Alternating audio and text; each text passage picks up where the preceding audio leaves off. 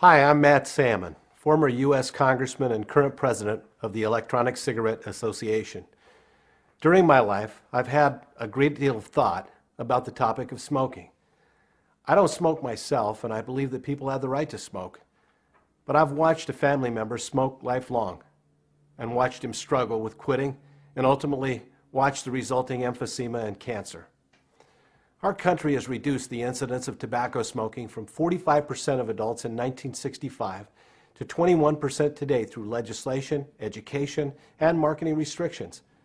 Some years ago, I helped push through a new law in the state of Arizona that was among the first public health smoking bans. Later in 2000, I was named Congressman of the Year by the American Cancer Society.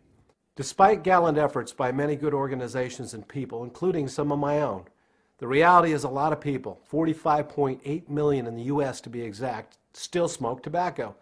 What this tells me, and what it should tell you, is that the two options that smokers have had for a very long time, the option of continuing to smoke tobacco at certain peril, and the option to quit smoking altogether, are simply not enough to address consumer needs and to improve public health.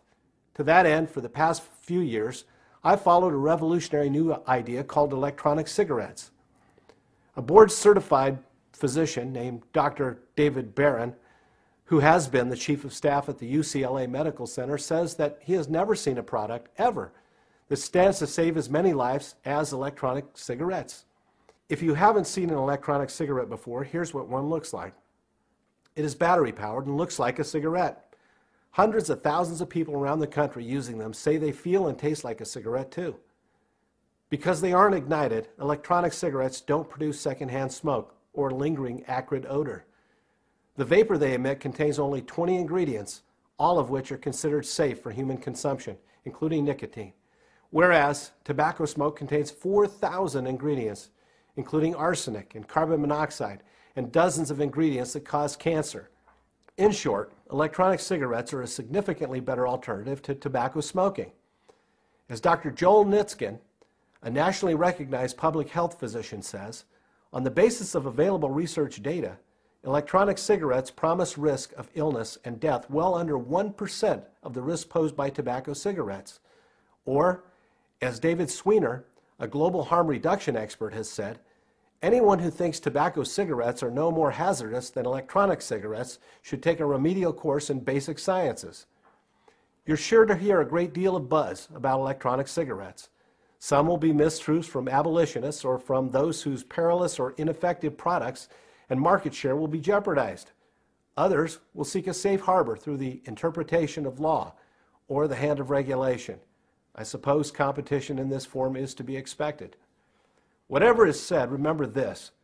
Withholding electronic cigarettes from the market is like telling someone who chooses to smoke that his or her only legal option is to smoke tobacco, which is the leading form of preventable death in the United States and is responsible for 400,000 deaths per year, more than AIDS, drugs, homicides, fires, and auto accidents combined. So whether you smoke or not, I know you recognize that the message is wrong, and it cannot be a good thing. Finally, I wish I could share with you today the enormous outpouring and steady stream of stories we hear from people who use electronic cigarettes.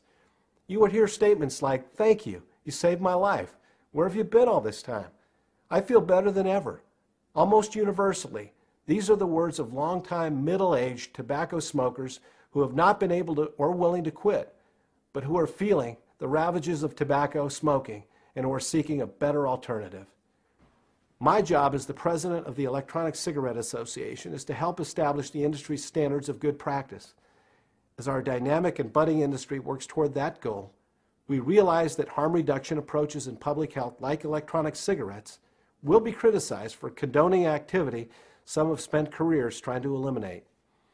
But since 1 in 5 U.S. adults smoke tobacco, and smoking cessation products have a 95% failure rate, it seems patently obvious that new products and innovative approaches beyond those already tried are very much needed now.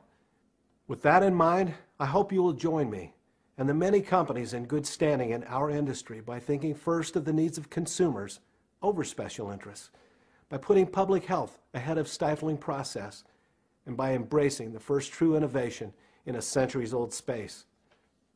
Thank you. And if you'd like to share your thoughts with me, I would welcome them at salmonbetterway@gmail.com.